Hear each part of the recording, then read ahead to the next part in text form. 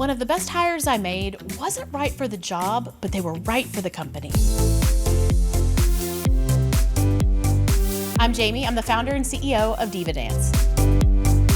When you are the CEO of a scaling brand, you do as many things as you can yourself as long as you possibly can. We needed to hire an executive assistant, and we wanted to look outside of our network. I take hiring people very seriously. Not only are they a critical piece of our company, they're a major financial investment. The search for a new worker, a new employee, or a new contractor can be distracting from your core day-to-day job. But we have been able to find really good candidates. Will found us on Indeed.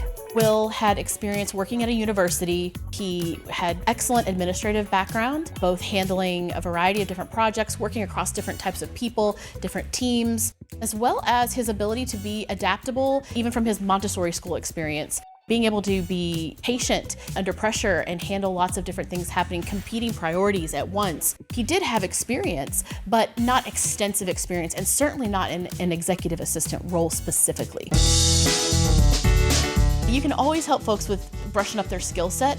Mindset has to come from within a candidate.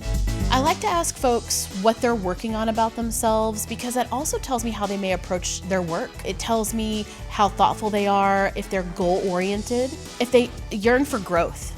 And I remember vividly Will saying to a couple parts of the job that he had not done that before, but he wasn't afraid to learn, and he wasn't afraid to try. We knew Will was a great culture fit for us. So we ultimately did not hire Will for the executive assistant role. We went with another candidate, but immediately my colleague and I looked at each other and said, what about getting Will to support with operations? So that's when we created a new job description for Will that was the operations coordinator. And not even a year into Will working with us, we actually promoted him to admin and finance manager. Every now and then a special person comes along that you say to yourself, I don't know if I have the perfect seat for you, but I'm gonna figure one out. And Will is that person.